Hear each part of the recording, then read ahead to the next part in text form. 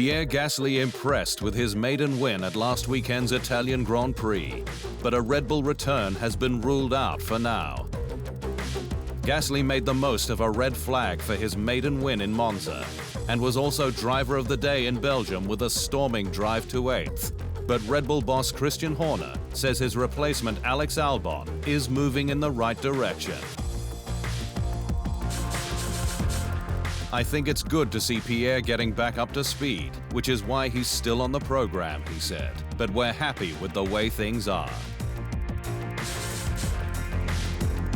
Gasly spent 12 races with Red Bull's top team last year, but was demoted from Belgium, with his confidence tanking given the qualifying and points gap to teammate Max Verstappen.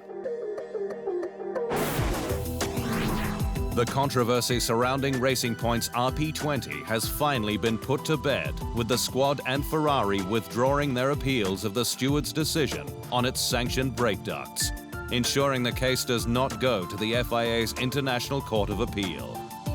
Cases were dropped with F1 and the FIA clarifying rules on listed parts for 2021, without the need for further potentially damaging information to be released into the public domain. French sports car manufacturer Alpine will drive into the sport next season. Parent company Renault throwing its support behind its niche mark and rebranding the Enstone squad. The change means Fernando Alonso will return to race an Alpine Renault, the tricolor red, white and blue livery set to reflect French excellence, its motorsport heritage in endurance and rallying. Alpine has its place in Formula One and can challenge for victory, said team boss Cyril Abiteboul. F1 continues to reel from the Williams bombshell dropped in Monza, with the announcement the iconic racing family was leaving the sport after the race to give new owners Doralton Capital a fresh start. Williams Racing was acquired by the little-known US private investment firm on August 21, with a review underway. But a move so soon was not expected, especially mid-season. And while its now former deputy team principal Claire Williams admitted the new owners had encouraged the family to stay on, it is clear running the team had taken its toll on her, with husband Mark Harris admitting on Instagram she'd sacrificed more than anyone could imagine.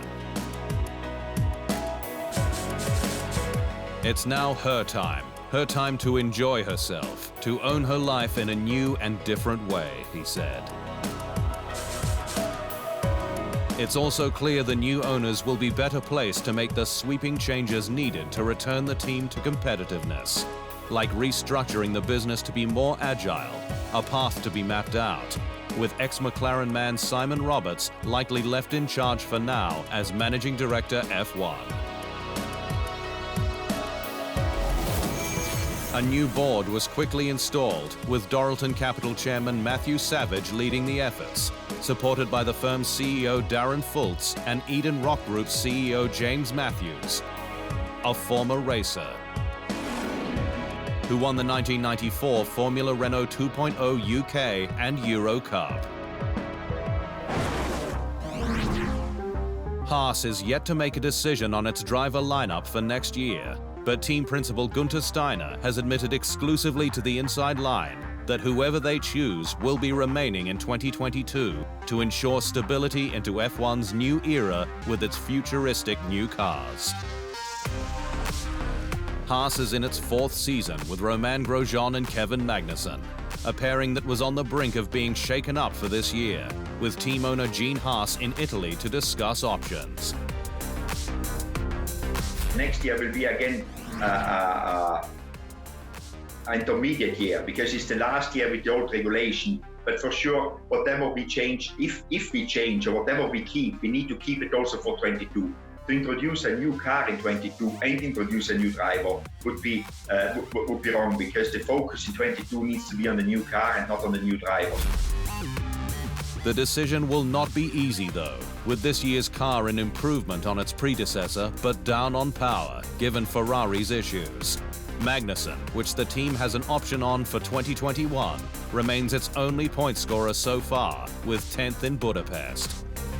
it's very difficult to say they're doing bad with the car we have got. You always try to get the best out of it, and it's not always easy with this car. We know that, and therefore I'm very respectful of that they put the work in and keep motivated to do what they're doing. Sky Sports F1 pundit Paul di Resta has backed Daniel Ricciardo's switch to McLaren from 2021, but says that Red Bull Racing missed a trick in luring him back to Milton Keynes for its strongest lineup.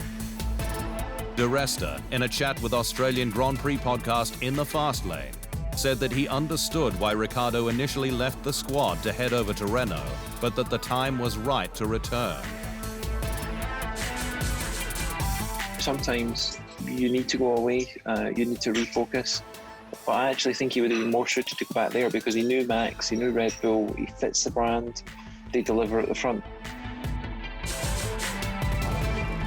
Di Resta, who had 59 Grand Prix starts for Force India and Williams, says that while Ricciardo would have also brought much-needed experience to an embattled Ferrari, McLaren has momentum behind it, and from 2021, a Mercedes power unit for class-leading grunt. The team is coming up, led by Zach, led by Andreas Seidel. They are the biggest up-and-coming team. They are on a curve that just continues to keep going, and I think surprising a few people.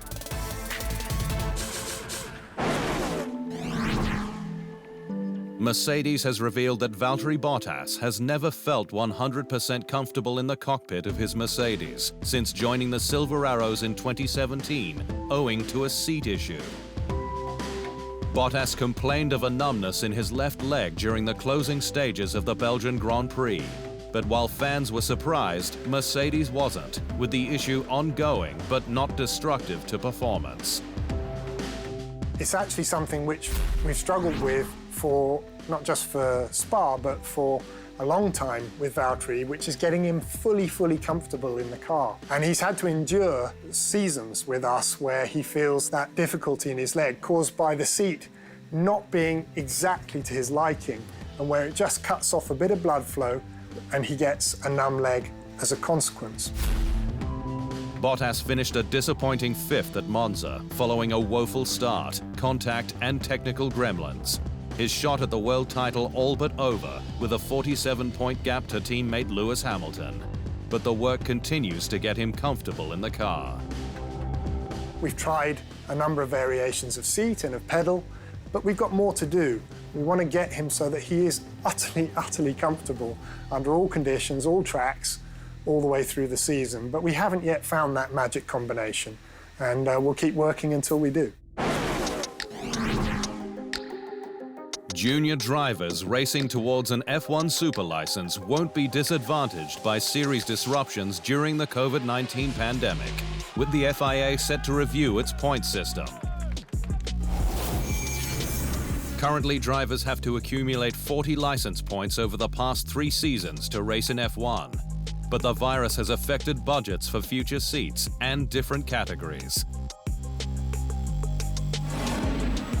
Like Germany's DTM series, which will lose Audi at the end of the year, while Indy Lights and W Series have cancelled their 2020 seasons, with the all-female competition going virtual. Action that will require the FIA to rebalance license points to ensure that drivers can continue on their respective journeys. The Federation is developing solutions that will afford fairness to competitors, encourage participation, and help series maintain some stability during this difficult period, said Stefano Domenicali, president of the FIA Single-Seater Commission. Williams' FW14B is one of F1's most iconic cars, and one of its most advanced. The actively suspended car scooping 10 wins from 16 races, Nigel Mansell taking 9 of those en route to the 1992 World Championship. And one of which, with Mansell's classic Red 5, is now owned by Ferrari's 4-time F1 World Champion Sebastian Vettel, the German picking it up for an undisclosed sum.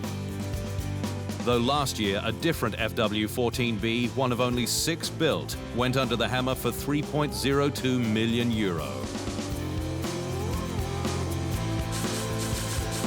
The Red 5 was very interesting for me. The car is an absolute icon for me, and just like me, has starting number 5, he said.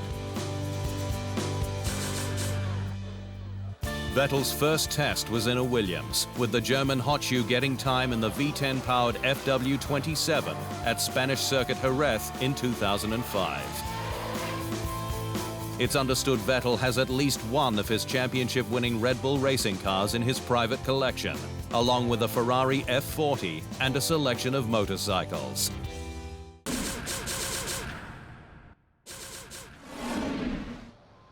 Thanks for watching. To stay up to speed on all things Formula One, make sure you hit the subscribe button.